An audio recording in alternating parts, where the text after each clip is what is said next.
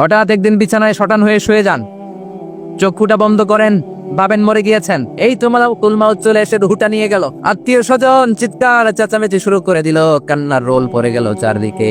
মাইকের মধ্য দিয়ে, মসজিদের মাইকে অ্যানাউন্স হয়, অমুক এলাকার নিবাসী অমুক ভাই আমাদের মধ্যে দুনিয়ায় নাই, তার জানাজা হবে আজকে সারা নামাজের পর। সবাই এসে রুহের মাগফিরাত করে। সবাই আপনারে দেখতে আসবে, কেঁদে কেঁদে লোকজন আপনারে কবর দিতে আসবে। চিল্লায় বলেন ঠিক না? কেঁদে কেঁদে সবাই আসবে, দেখার জন্য আসবে। ছেলেগুলো কাঁদবে, স্ত্রী কাঁদবে, বাবা মা কাঁদবে, বন্ধু বান্ধব কাঁদবে। আর ঘরের মধ্যে রাখা হবে না। এবার আপনাকে গোসল দেওয়ার পালা। আপনাকে গোসল দেওয়া হবে, জামাগুলো খোলা হবে। এত টাকা দিয়ে যে দামি গোসলখানা টাইলস লাগিয়ে ঘরে বানালেন, আপনার শেষ গোসলটা কি ওই দামি গোসলখানায় হবে? লাশ যেখানে ধোয়া হয় ওই জায়গায় ধোয়া হবে। আপনাকে কাফন পরানো হবে। আপনার কলিজার টুকরা ছোট বাচ্চাটারে বলা হবে, আব্বু দেখে যাও তোমার বাবারে শেষবারের মতো দেখো। আপনার বাবা মা শেষবারের মতো একটা নজর দিয়ে আপনার চেহারাটা দেখে নিবে। বন্ধু বান্ধবরা শেষবারের মতো একবার আপনারে দেখে নিবে। জানাজার জায়গায় নেওয়া হবে। হবে না এই ঘটনাটা আমাদের? হ্যাঁ, হবে কি না? হাজার হাজার মানুষ শেষ বিদায় দেওয়ার জন্য আসবে। 4টা তাকবীর দিয়ে ইমাম নামাজ শুরু করবে। আল্লাহু আকবার, আল্লাহু আকবার, আল্লাহু আকবার, আল্লাহু আকবার বলে নামাজ শুরু করবে। নামাজ শেষ। এবার পালকিতে করে কবরে যাওয়ার পালা। যেতেই হবে, যেতেই হবে। পালকিতে করে লোকজন নিতে শুরু করবে। কবরস্থানের ওই জায়গায় যেখানে মানুষ বছরে মানুষ না মরলে যায় না, ওই গহীন নিঝুম কবরস্থানে ঢুকানো হবে। পালঙ্ক থেকে নামিয়ে আপনার জন্য করে রাখা আগ থেকে কবরটার মধ্যে শুইয়ে দেওয়া হবে। উপরে বাঁশ দিয়ে ছাউনি। শেষবারের মতো সবাই দেখে বাঁশের ছাউনির উপরে মাটি চাপা দিবে। ঠিক কিনা? চলে যাবে সবাই, কেউ নাই, অন্ধকার, শুধু অন্ধকার। এই অন্ধকার যেন শেষ হতে চায়। এই ঘটনা ঘটবে না আমাদের? কথা বলে ঘটবে কিনা? এজন্য মরার আগে এগুলো চিন্তার দরকার আছে না নাই? মরার আগে আরেকবার মরার দরকার আছে না নাই? এজন্য রব্বুল আলামিন বলেন, বাল তুসিরুনাল হায়াতাদ দুনিয়া ওয়াল আখিরাতু খায়রুন ওয়া আবকা। এই দুনিয়ার জীবনটাকে তোমরা আসল জীবন মনে করো, এটা আসল জীবন নয়। আসল জীবন হলো কবরের জীবন। চিল্লায় বলেন ঠিক কি না? আল্লাহ তোমার এই দুনিয়া তাহা পায়, আল্লাহ তোমার এই দুনিয়ায় কেউ আসে কেউ চলে যায়, তবু তোমার ভয়ে কারো কাঁদে না হৃদয়। এই দুনিয়াতে আমার বদলে গেল মন। চারিদিকে দেখি শুধু সুখেরই স্বপন। ভাবলো না মন আল্লাহ ছাড়া, আহা ভাবলো না মন আল্লাহ ছাড়া নেই কোনো উপায়, তবু তোমার ভয়ে কারো কাঁদে না হৃদয়। ঠিক কিনা? আসে আর চলে যায়। প্রতিদিন মাইকে অ্যানাউন্স শুনি, অমুক এলাকার অমুক লোক নাই। দাদা গেল, বাবা গেল, বড় ভাই গেল, আত্মীয় স্বজন গেল, আমাকেও যেতে হবে। এই চিন্তা মাথায় নাই। চিল্লায় এখন ঠিক কিনা? এজন্য লাইফটা হলো one time, one chance. Second কোনো চান্স আপনাকে দেয়া হবে নাকি? কাফেররা বলবে, ইয়া রাব্বি আরেকটা সুযোগ দেন। লাউ আন্না লানা কাররা ইয়ানি মাররা। আল্লাহ আরেকটা সুযোগ যদি পেতাম, দুনিয়াতে ভালো করে আসতাম। আল্লাহ বলবেন, ইন্নাহা কালিমাতুন কাইলুহা, এটা শুধু তাদের মুখের কথা। তাদেরকে আবার সুযোগ দিলেও তারা কিচ্ছু করবে না। চিল্লায় এখন ঠিক কিনা? এজন্য একটা চান্স আমরা পেয়েছি, এই দুনিয়ার ওয়ান চান্সে আমরা ভয় পাবো একজনকে। চিল্লায় বলেন তিনি কে? এজন্য যেতে আমাদেরকে হবে। এই মরণ থেকে পালানোর কোনো সুযোগ কেউ পালাতে পারে নাই। এই মরণ হলো আখিরাতের প্রবেশদ্বার। মরণ নামক পালকিতে চড়ে আমরা কবরের ভেতরে ঢুকি। মরণ হলো প্রথম পর্ব, কবর হলো দ্বিতীয় পর্ব। যেরকম ঠিক কিনা? এজন্য বিশ্বনবী বললেন, আল কবর রাউযাতুম মিন রিয়াদিল জান্নাহ আও হুফরাতুম মিন হুফারিন নার। কবর হলো কারো জন্য জান্নাতের বাগান, কারো জন্য জাহান্নামের গর্ত। আমরা বলি, আল্লাহ আমাদের কবরটারে জান্নাতের বাগান বানাবো। আরো জোরে পড়েন আমিন। আবার বিষ্ণু বললেন ইন্নাল কবরা আউয়াল মানজিল মিন মানাজিলিল আখিরাহ, কবর হলো আখিরাতের মঞ্জিল গুলার প্রথম মঞ্জিল। আখিরাতে একটার পর একটা অনেকগুলো স্টেশন আপনাকে পার হতে হবে। প্রথম স্টেশনটার নাম হলো কবর। প্রথম স্টেশনের নাম কি? এই কবর নামক স্টেশনে যদি আপনি মাফ পেয়ে যান, সামনের সব স্টেশনগুলোতে মাফের ব্যবস্থা করবে কে? আর কবর নামক স্টেশনে যদি ধরা খেয়ে যান, আপনার মায়ের আসারা নাই। লাশটাকে যখন রাখা হয়, লাশটা চিনে কে আমারে রাখলো, কে আমাকে ধৌত করলো, কে আমারে কাফন পড়ালো। এজন্য বিষ্ণু বলেছেন মুমূর্ষুর সামনে বসে বসে পড়ো লা ইলাহা ইল্লাল্লাহু মুহাম্মাদুর রাসূলুল্লাহ লাকিনু মাউতাকুম। লা ইলাহা ইল্লাল্লাহ, মুমূর্ষুর সামনে দাঁড়িয়ে দাঁড়িয়ে পড়ো লা ইলাহা ইল্লাল্লাহ। এই লা ইলাহা হচ্ছে জীবিতদের জন্য কালিমা, আর আমরা মরার পরে জিকির করি, ঠিকই না? আমাদের দেশের অনেক জায়গায় লাশ নিয়ে কবরে যাওয়ার সময় লা ইলাহা পড়ে না। না, এটা আগের জিকির, মরার আগের জিকির। মরার আগে আপনাকে অ্যানাউন্সমেন্ট দিতে হবে আল্লাহ ছাড়া কোনো ইলাহ নাই, বিশ্বনবী হচ্ছেন শেষ নবী এবং রাসূল। চিল্লায় বলেন ঠিক কি না? লাশটাকে যখন রেখে দেওয়া হয়, বিশ্বনবী যত মানুষকে কবরে রেখেছেন তারপরে দাঁড়িয়েছেন আর বলেছেন ইস্তাগফিরু লিআখিকুম, তোমার ভাইদের জন্য তোমরা দোয়া করো, ফাইন্নাহু আনা ইউসআল, এখনই তাকে কবরে সওয়াল করা হবে। কবরে প্রশ্ন আছে না নাই? কথা বলেন।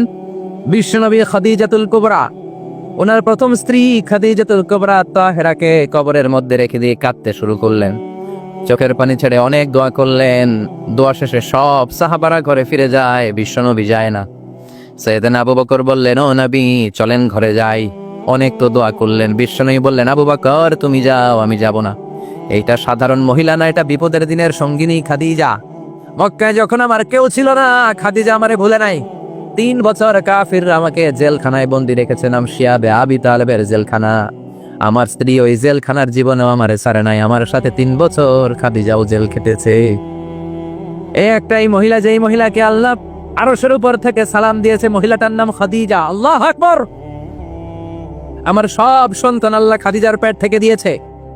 ফাতেমাতুজ জোহরা খাদিজার মেয়ে, জাইনাব খাদিজার মেয়ে, উম্মে কুলসুম খাদিজার মেয়ে, রুকাইয়া খাদিজার মেয়ে, আবুল কাসেম বিশ্বনবীর ছেলে খাদিজার ছেলে, আব্দুল্লাহ যাকে তাইয়িব এবং তাহের নামে আমরা চিনি, সেও খাদিজার ছেলে। সুবহানাল্লাহ। ও আবু বকর, আমার এই কলিজার টুকরা প্রিয়তমা খাদিজারে রেখে দিয়ে কেমনে বাসায় যায়? তুমি যাও, আমি দাঁড়িয়ে থাকবো। এজন্য কবরের আযাব থেকে বিশ্বনবী পানাহ চেয়েছেন। বিশ্বনবী বলেছেন, আল্লাহুম্মা ইন্না নাউযু বিকা মিন আযাবিল কবর। ও আল্লাহ, কবরের আযাব থেকে তুমি আমাদেরকে বাঁচাও। পড়ে না আমিন। কবরে মুমিনদেরকে 4টা প্রশ্ন করা হবে, কাফিরদেরকে 3টা প্রশ্ন। চিৎকার করে বলেন, মুমিনের প্রশ্ন কয়টা? আর জোরে বলেন। প্রথম প্রশ্ন, মার রব্বুক, তোর রবের নাম কি? আমরা কি বলবো? আল্লাহ আমারে রব, এই রবি আমার সব, দমে দমে তনু মনে তারি অনুভব। আল্লাহ আমারে রব, এই রবি আমার সব। পড়েন আমিন। দ্বিতীয় প্রশ্ন, আমার দিন, উত্তর দিনের নাম কি? ধর্মের নাম কি? তৃতীয় প্রশ্ন, আমান হাদার রাজুল, এই লোকটাকে কে? আমরা বলবো মুহাম্মদ সাল্লাল্লাহু। 3টা প্রশ্নের উত্তর যখন আপনি কবরে করে দিতে পারবেন, অতিরিক্ত একটা প্রশ্ন, ওমা ইলমুক, এই যে 3টা প্রশ্নের উত্তর পাল্লা, কেমন করে উত্তর জানলা? কোত্থেকে শিখেছো? নকল করে আনছো কাফনের কাপড়ে? পরীক্ষা হলে নকল আছে না নাই? হাতে নকল আছে না? পায়ে নকল, মোজার ভিতরে নকল আছে না নাই? মোবাইলে নকল আছে না নাই? নকল থেকে আল্লাহ তুমি বাঁচাও। আরো আসতে কোনা আমি। কিভাবে জানলা? কেমন করে 3টা প্রশ্নের উত্তর শিখলা? What is the source of your knowledge? তথ্যসূত্র কি? আপনাকে বলতে হবে আমি যেই কিতাবটা থেকে শিখেছি, কিতাবটার নাম কি? চিল্লায় বলেন, কি নাম? এই কিতাবটা হলো কোরআন। আপনাকে বলতে হবে কোরআন থেকে আমি শিখেছি, বিশ্বনবীর হাদিস থেকে আমি শিখেছি। 4টা প্রশ্নের উত্তর যখন পারবেন, ফেরেশতারা বলবে আহলান সাহলান, খুশ আমদেদ, কংগ্রেচুলেশন, বাহ বাহ, তুমি তো চমৎকার পেরেছো। ফায়ুফসাহু লাহু কবরুহু ৭০ দিরাআন, মুমিন বান্দার কবরটা ৭০ হাত লম্বা করে দেয়া হবে।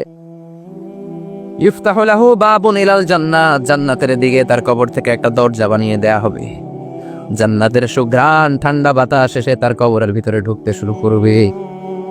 ইলবাসু লিবাস মিন আহলিল জান্নাত, জান্নাতীদের পোশাক তার গায়ের মধ্যে পরিয়ে দেয়া হবে। আল্লাহু আকবার। আর বলা হবে, নাম কানাউমিল আরুস, বাসর রাতে বর যেমনি কনেকে নিয়ে ঘুমিয়ে যায়, তুমিও একটা ঘুম দাও। আলহামদুলিল্লাহ পড়েন। মুমিন বান্দা আনন্দের একটা ঘুম দিবে। ইসরাফিলের সিঙ্গার আওয়াজ ছাড়া পৃথিবীর কোনো কিছুই তার আগে ঘুম ভাঙতে পারবে না।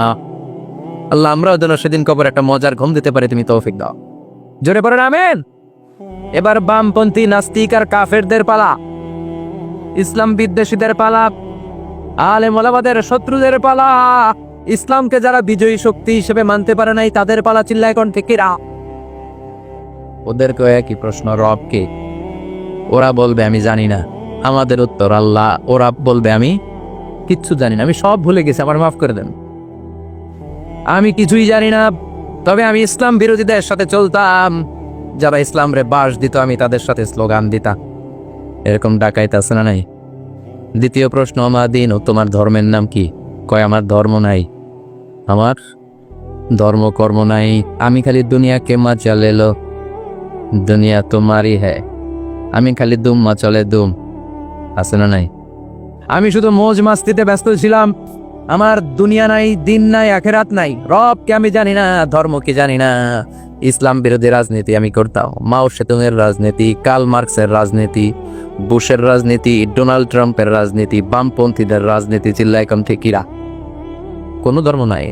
এই লোকটাকে চিনো কিনা বলো? বিশ্বনবীর চেহারা দেখিয়ে বলা হবে এই লোকটাকে, কয় জানি না। এরে আমি মানতাম না, এরে আমি গালে দিতাম না। এরকম জাহান্নামের নরকীট আর পিতৃ পরিচয়হীন জারদ সন্তান বাংলার দেশেও আছে না নাই? এই মহামানবটাকে গালি দিয়ে পৈশাচিক আনন্দ পায়। পত্রিকায় লিখে, ব্লগের মধ্যে লিখে, ইন্টারনেটে কার্টুন বানিয়ে বানিয়ে পৈশাচিক ফুর্তি করে। এগুলো জাহান্নামের কীট, এগুলো জারদ সন্তান, বাপ মায়ের ঠিক নাই। সেরকম ঠিক কিনা? আমার নবীরে যারা গালি দেয় এগুলোর বাপ মায়ের ঠিক আছে? এগুলোর কোনো গোড়া আছে? এগুলোর কোনো শেকড় আছে? এগুলো আগাছা চিৎকার করে বলো ঠিক কিনা?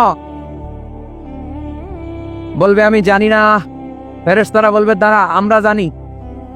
তোর সাথে কেমন আচরণ করতে হবে আমাদেরকে ট্রেনিং দিয়েছে কে? এইবার শুরু হবে মাইর। কি শুরু হবে? কথা বলেন। মাইর। ফায়ুদ্রাবু বিমা তারিকা মিন হাদিদ, লোহার হ্যামার দিয়ে শুরু হবে মার।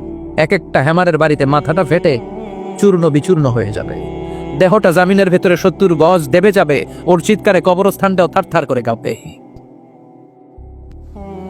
আবার জামিনকে বলা হবে ইলতাইমি, চাপা দে। জামিনে ঢুকে যাওয়ার পরে জামিনের এপাশ থেকে একটা চাপা, মাটি চাপা, বাম দিক থেকে মাটি চাপ, 2 চাপায় ডান দিকের পাজর বায়ে চলে যাবে, বাম দিকের পাজর ডানে চলে আসবে, ওর চিৎকারে কবরস্থানটা থার থার করে কাঁপবে। আল্লাহ এই ধরনের পরিস্থিতি থেকে তুমি আমাদেরকে বাঁচাও। আরো চিৎকার করে বলেন আমিন। এই জন্য কবরের এই প্রস্তুতি নেওয়ার দরকার আছে না নাই? কোরআনের পক্ষে থাকার দরকার আছে না নাই? ইসলামের পক্ষে থাকার দরকার আছে না নাই? ইসলামী আন্দোলনের সাথে থাকার দরকার আছে না নাই? ইসলামের বিজয় চাওয়ার দরকার আছে না নাই?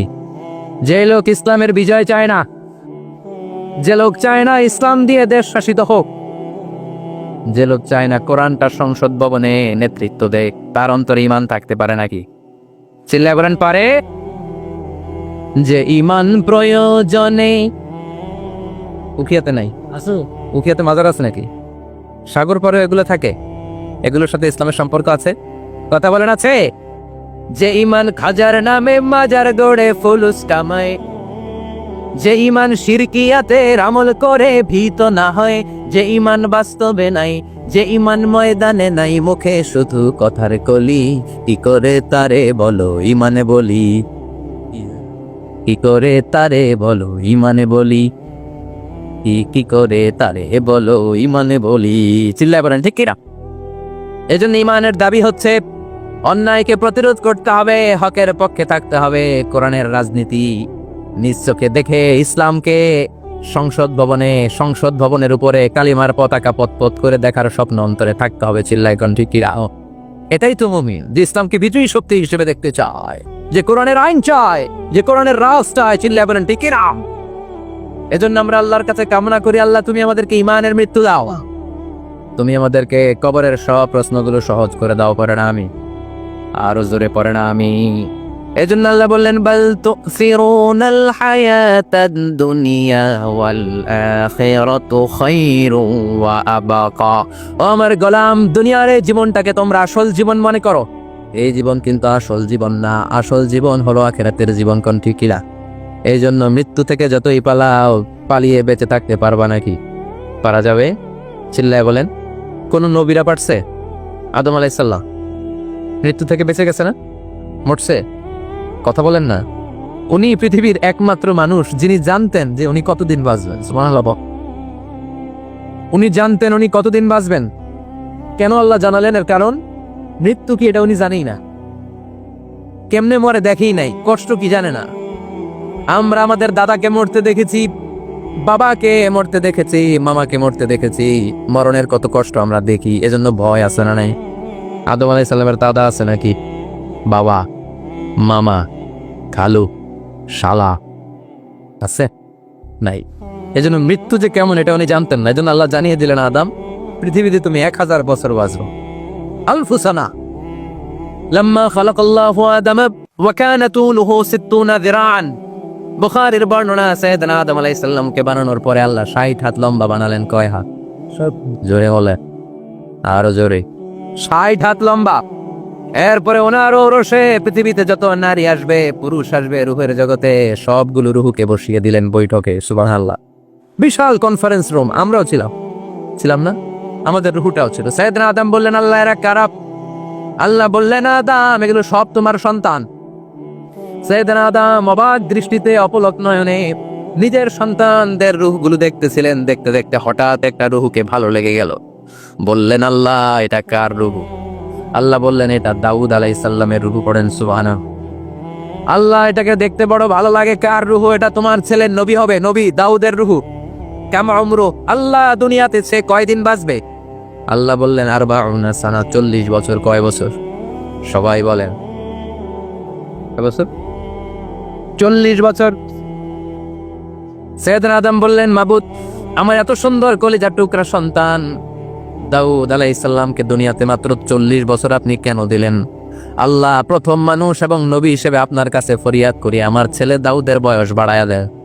আল্লাহ কয় না।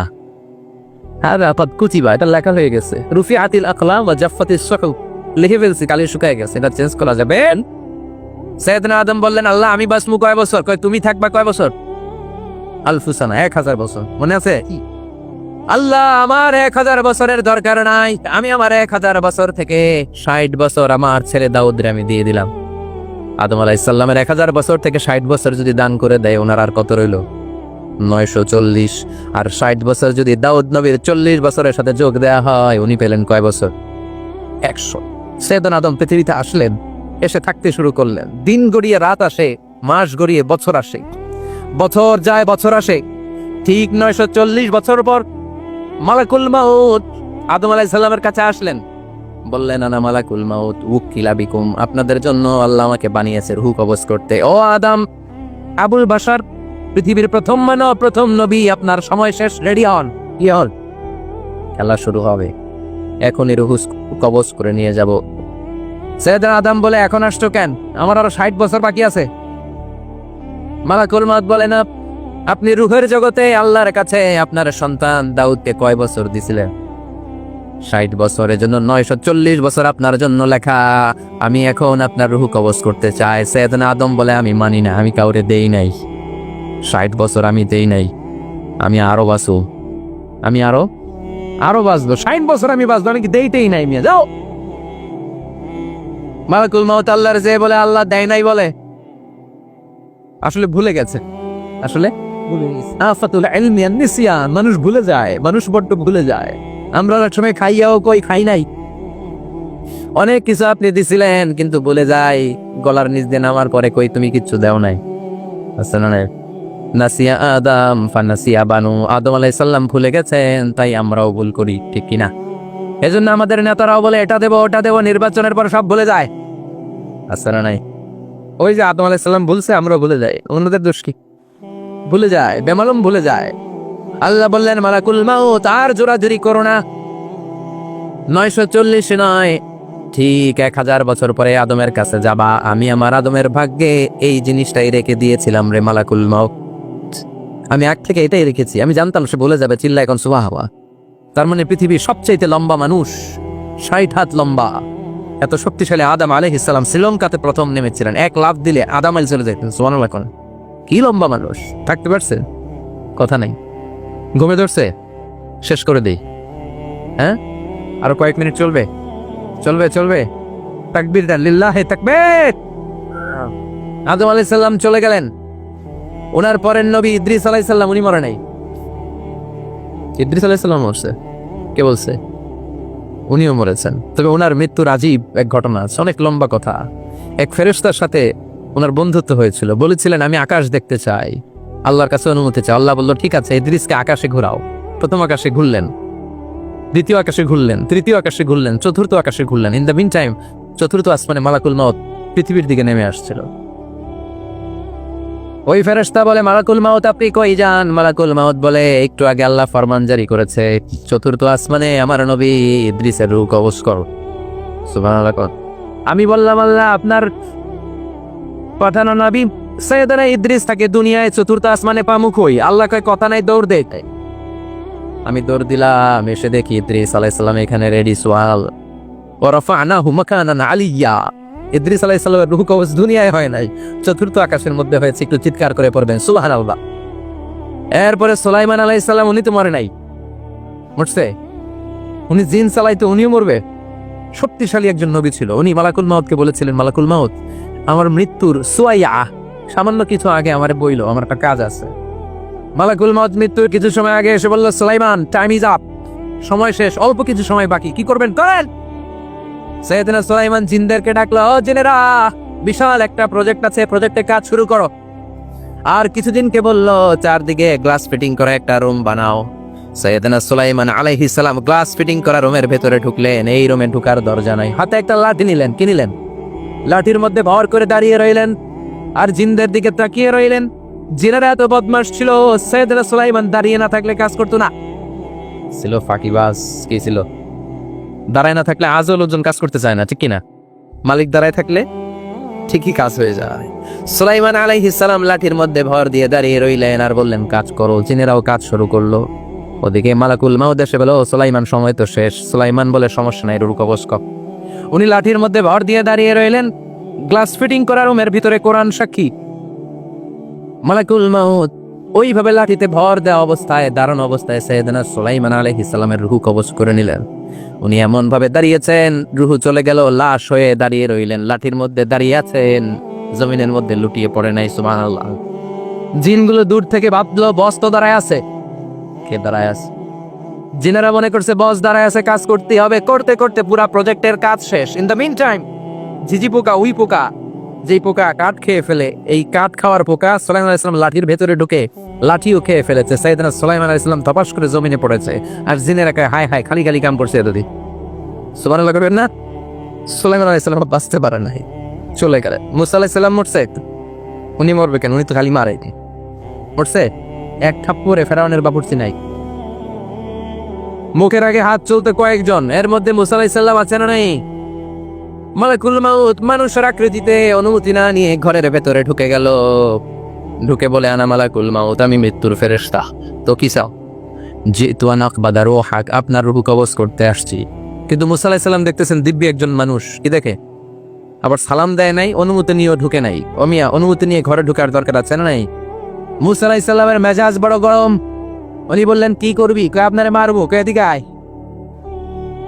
মালাকুল মাউত মনে মনে ভাবে এতদিন সব মানুষগুলো আমারে দেখলে দিত দৌড়, আজকে মনে হয় আমারে দিতে হবে দৌড়।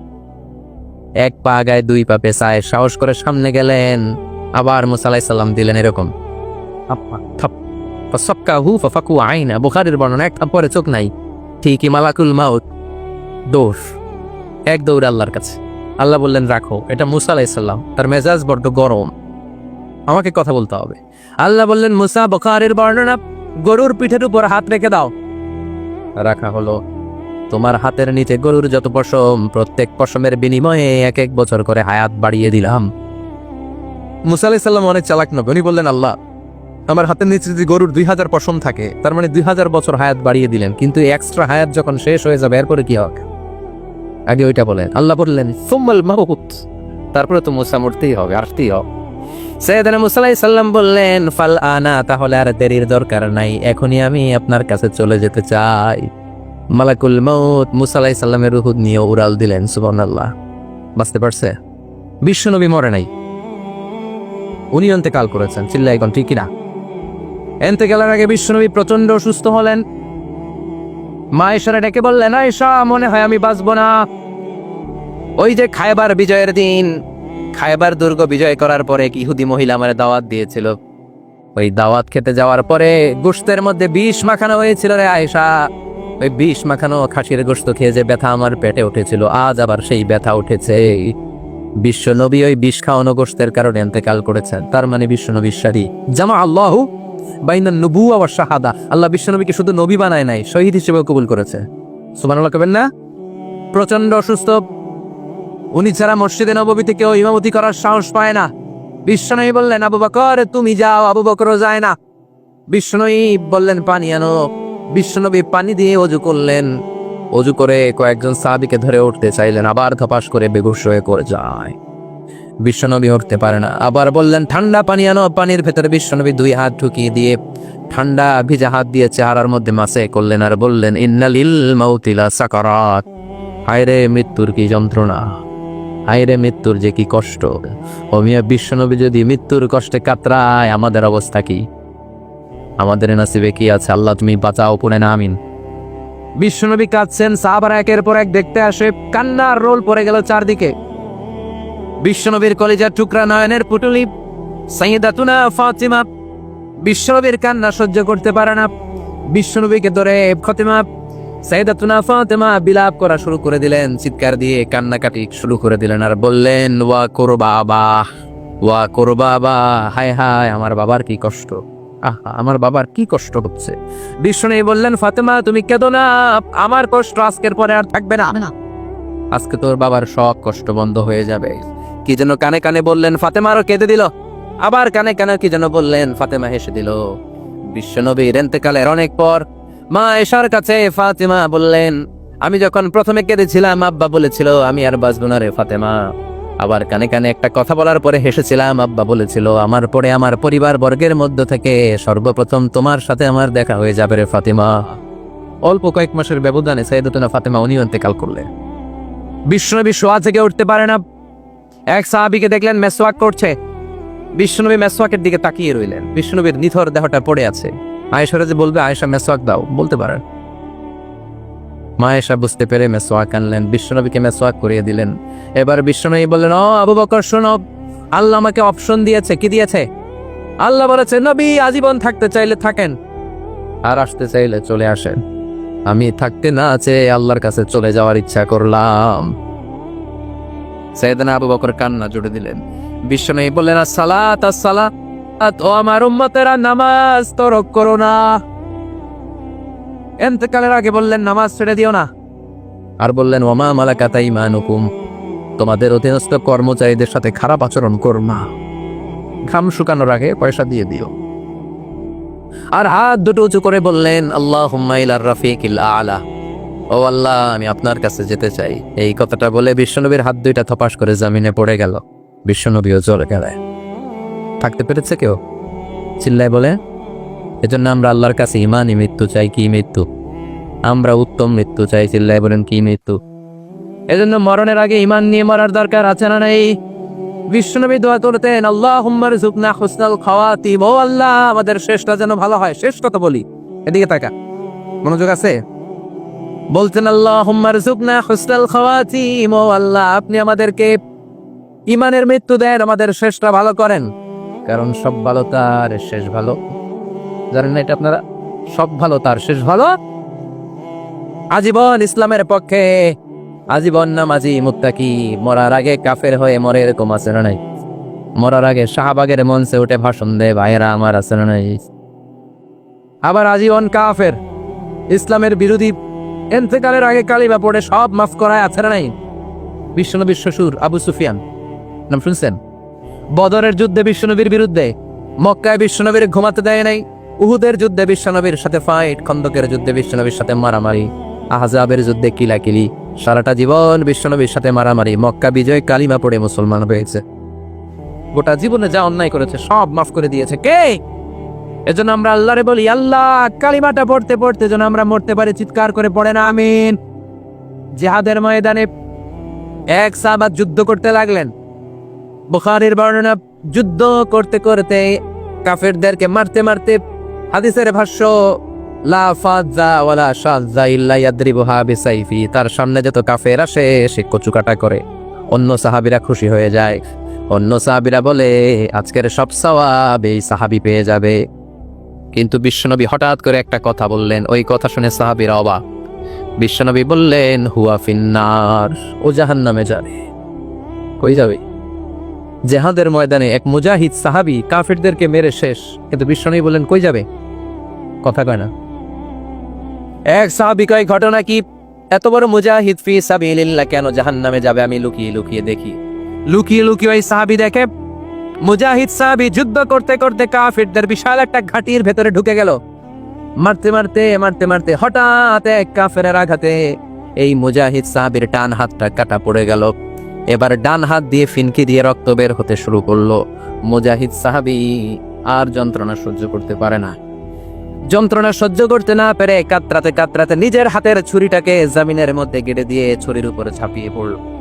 পেটের এই দিক দিয়ে ঢুকে ওপাশ দিয়ে বের হয়ে গেল, এফার হোফার হয়ে গেল, মানে আত্মহত্যা করলো। ঠিকই না? জাহান্নামী না? কথা। লুকিয়ে লুকিয়ে যে সাহাবা দেখেছে চিৎকার দিয়ে বিশ্বনবীর কাছে যেয়ে বলে আশহাদু আন্নাকা রাসূলুল্লাহ, ও নবী আপনি যে আসল নবী, কোনো সন্দেহ নাই, আমি লুকিয়ে লুকিয়ে দেখেছি। ওই মুজাহিদ সাহাবা বেঁচে নাই, সে কাফেরের আঘাতে শহীদ হয় নাই, নিজের পেটে নিজে ছুরি ঢুকিয়ে আত্মহত্যা করেছে। আজীবন বিশ্বনবীর সাথী, মরার আগে জাহান্নামী। আমরা কেউ জানি না আমাদের শেষটা কেমন হবে, এজন্য আমাদের শেষটা ভালো হোক। Very sensitive issue. আমাদের শেষটা ইমানের হোক। এখন যেমনি মাথা ঠিক আছে, বুদ্ধিমত্তার সাথে শাহাদাত বাক্যের উপর যেন আমরা মরতে পারি, আমরা করি আমি চিল্লায় পড়ে যাবে। কি করে বুঝবেন মৃত্যুটা ভালো হলো?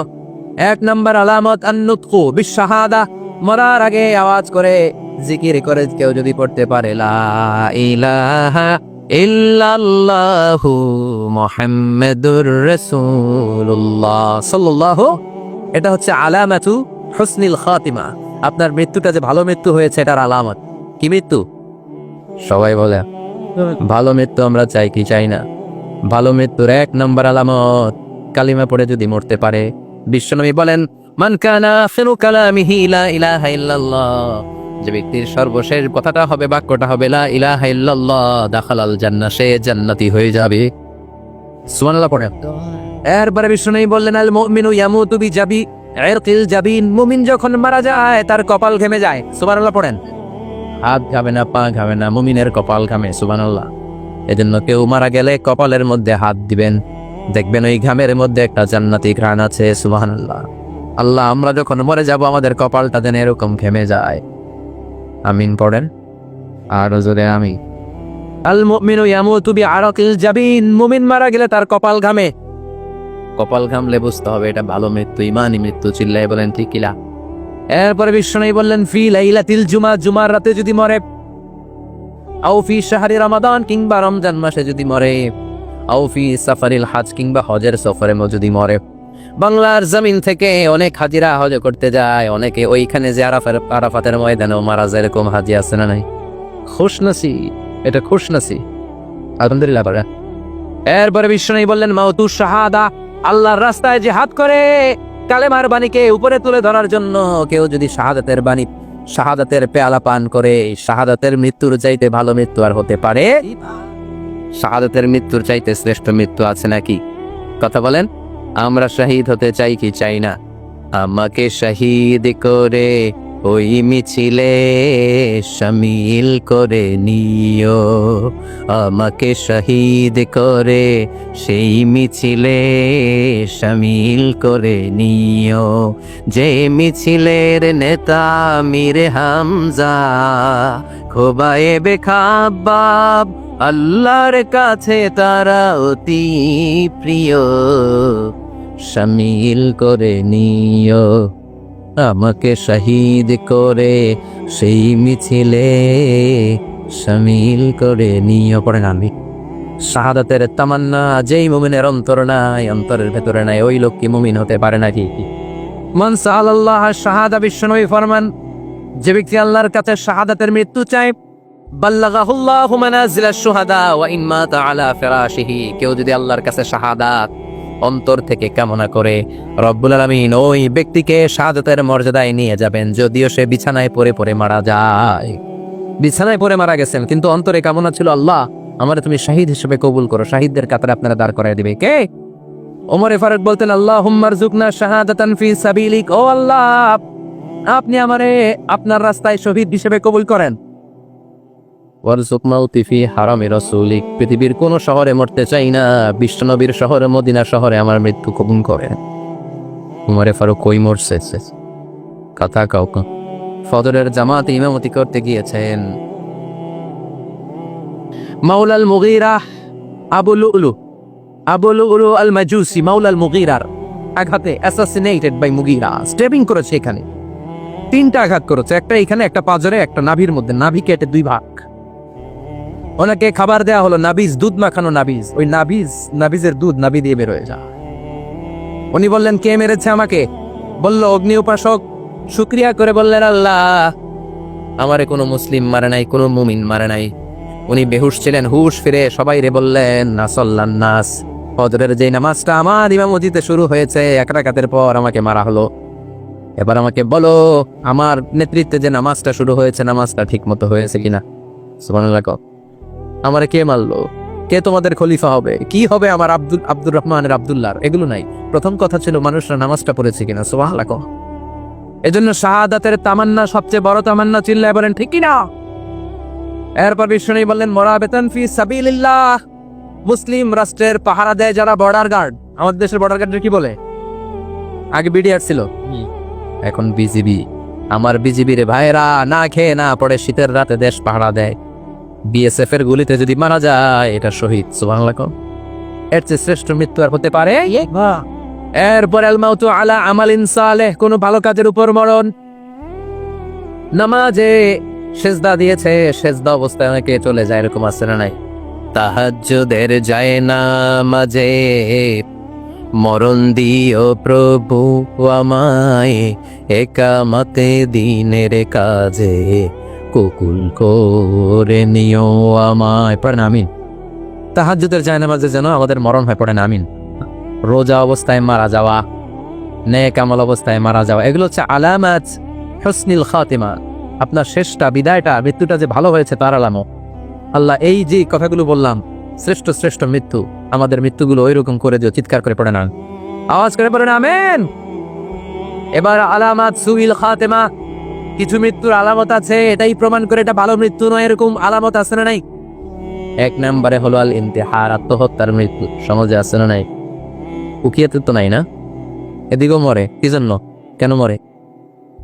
হ্যাঁ, বয়ফ্রেন্ড গালি দিছে এই জন্য?